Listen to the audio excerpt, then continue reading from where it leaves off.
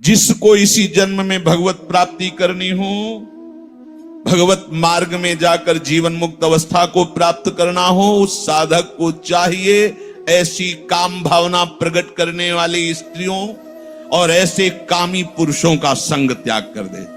स्त्रीषु और स्त्रैणेषु दोनों बातें कही। ऐसे पुरुषों का संग त्याग कर दो और ऐसी स्त्रियों का संग त्याग कर दो, नहीं तो विषय और इंद्रियों के संयोग ने ऐसे विकार से युक्त हो जाओगे, निकलना मुश्किल है। और यदि तुमने संग नहीं किया तो विकार का कोई अवसर ही नहीं रहेगा।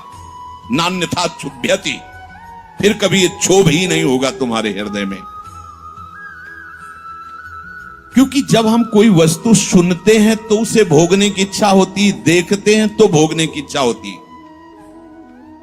अदृष्टा दश्रुता भावान न भाव उपजायते, जो हमने देखा ही नहीं है, सुना ही नहीं है, भोगा ही नहीं है, उसकी इच्छा ज्यादा दिन टिकती नहीं। ऐसी स्मृति खत्म हुई पूर्व संस्कारवश। जो विषयों के साथ इंद्रियों का संयोग ही नहीं होने देते, कुछ दिनों के बाद उनका मन निश्चल शांत हो जाता है, और जो भोगते रहते हैं तो आग बढ़ती रहती है। तस्मात् संगो न कर्तव्यः स्त्रीषु स्त्रैणेषु चेन्द्रियैः विदुषां चाप्य विश्रब्धः षड्वर्गः किमु मादृशाम्। इसलिए अपनी वाणी से कभी विषय चर्चा मत करो, कान से कभी विषयी पुरुषों द्वारा बातें की गई उनको मत सुनो, मन से कभी भी विषय का संकल्प भोगने का मत करो, इंद्रियों से कभी विषय दृश्य मत देखो, और स्त्री लंपटों का संग त्याग कर दो। इसलिए बड़े बड़े विद्वानों को भी इंद्रियां और मन परास्त कर देते, भगवान ने भी अभी वही कहा है। इसलिए सावधान। तो उद्धव, हम तुम्हें वो उपाय बताते हैं जिससे तुम सावधान होकर के अपनी इंद्रियों को वश में कर लोगे। ततो दुष्संग मुत्सृज्य सत्सु सज्जेत बुद्धिमान संत एतस्य छिंदंती मनोव्यासंग मुक्ति भी, भगवान कह रहे हैं उद्धव जी से। इसलिए बुद्धिमान उपासक को चाहिए कि कभी भी पुरुरवा की भांति कुसंग न करे।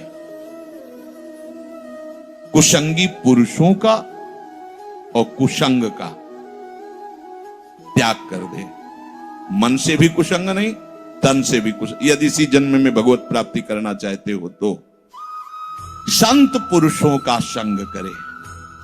संत एतस्य छिंदंती, क्योंकि संत पुरुषों में ऐसी सामर्थ्य होती है कि अपने संग से तुम्हारी इस वासना को भस्म कर देंगे, नष्ट कर देंगे।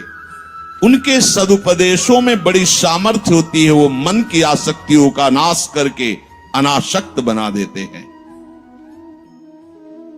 अब प्रश्न उठता है कि वो संत कैसे होते हैं जिनके संग करने की बात स्वयं भगवान कह रहे हैं कि उनके संग से ये जो मलिनता है, भोगों में रुचि है, ये नष्ट हो जाती है, अंदर से वैराग्य विरक्त भाव जागृत हो जाता है। तो संतो अनपेक्षा मच्चित्ताः प्रशांताः समदर्शिनः निर्ममा निरहंकारा निर्द्वंद्वा निष्परिग्रहा तेषु नित्यं महाभागेषु मत्कथाः संभवन्ति हिता नृणां जुषतां प्रपूर्ण। महाभागेषु मत्कथाः संभवन्ति हिता नृणां जुषतां प्रपूर्णन्त्यघम्। हे उद्धव, उन संत पुरुषों का ये लक्षण है कि वो कभी किसी वस्तु की अपेक्षा नहीं रखते। ये मुझे मिल जाए ऐसी इच्छा उनके हृदय में नहीं होती। जथा लाभ संतोष सदा काहू सो कछु न चाहोगो। वो अपेक्षा, संतो अनपेक्षा, सबसे पहला लक्षण, उनके हृदय में किसी भी वस्तु व्यक्ति की चाह नहीं होती। क्यों? क्योंकि मच्चित्ताहा, उनका चित्त मेरे में लगा है। जब चित्त विषयों में लगा होता है, उसका चिंतन होता है, तो उसकी भी प्राप्ति की, भोगने की चाह होती है। और संतों में इसलिए ये वृत्ति नहीं होती क्योंकि उनका चित्त मच्चित्ताहा, मेरे में लगा होता है। तो फिर विषयों की प्राप्ति की बात कैसे आएगी? विषय है नहीं, पर उनको अनुभव देते जो उनका चिंतन करते हैं। त्रिकाल सत्य है, पर विषय त्रिकाल सत्य नहीं है। ये केवल भासते हैं, जैसे स्वप्न में भासते हैं, ऐसे जागृत में भासते हैं। स्वप्न में भी तो विकार होता है, ऐसे जागृत में स्वप्नवत ही समझिए, उसकी सत्ता नहीं है। पर आप चिंतन करते हैं इसलिए उसका अनुभव होता है, उसको लगता है कि सुख है। नहीं है, नहीं सुख। भक्तजन, संतजन मेरे में चित्त लगाए रहते हैं, इसलिए उनमें ये दोष नहीं होते। समझिए आप, ये दोष कब तक आपके हृदय में रहेंगे? जब तक आप उसका चिंतन करेंगे।